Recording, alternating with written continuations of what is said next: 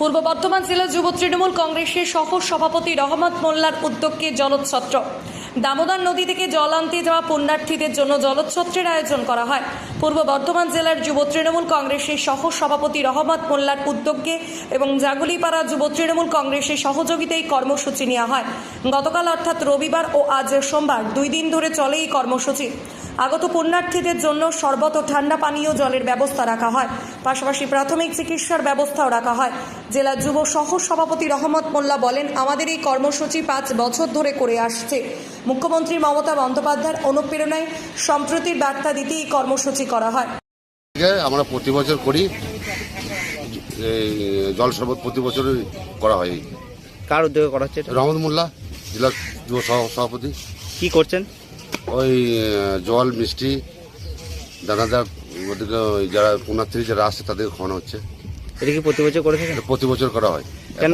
5 বছর চলছে টানা। আমার নাম হচ্ছে মোল্লা সাইফুল আলম, বাড়ি জাগুলিপাড়া।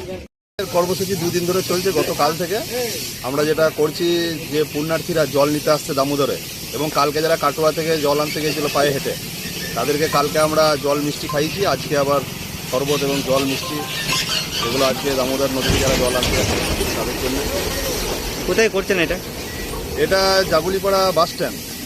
আর সবাই আমরা মুসলিম যুবক দেখতে পাচ্ছেন, এবং আমরা এর মাধ্যমে একটা বার্তা দিতে চাইছি, সম্প্রীতির বার্তা, যেটা মাননীয় মুখ্যমন্ত্রী মমতা বন্দ্যোপাধ্যায়ের অনুপ্রেরণায় আমরা সকলকে বার্তা দিতে চাইছি। যেমন আমরা প্রতি বছরই একটা ইফতার মজলিস করি রামগোয়ালপুর বাজারে, সেরকম এটাও একটা আজকে সম্প্রীতির বার্তার জন্য মুসলিম যুবকরা আজকে সবাই মিলে আমরা পুণ্যার্থীদেরকে জল মিষ্টি খাওয়াচ্ছি এবং তাদেরকে সেবা যেটা করার চেষ্টা করছি।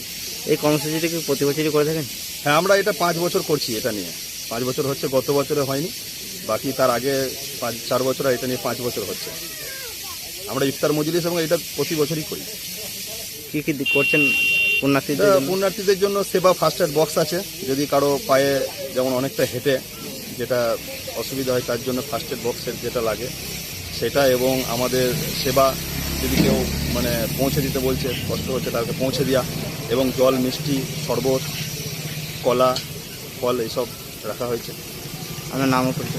নাম রহমত মোল্লা, পূর্ব বর্ধমান জেলা তৃণমূল যুব কংগ্রেসের সহসভাপতি। পড়শি থেকে শেখ আজহার উদ্দিনের রিপোর্ট, সোজা কথা নিউজ, পূর্ব বর্ধমান।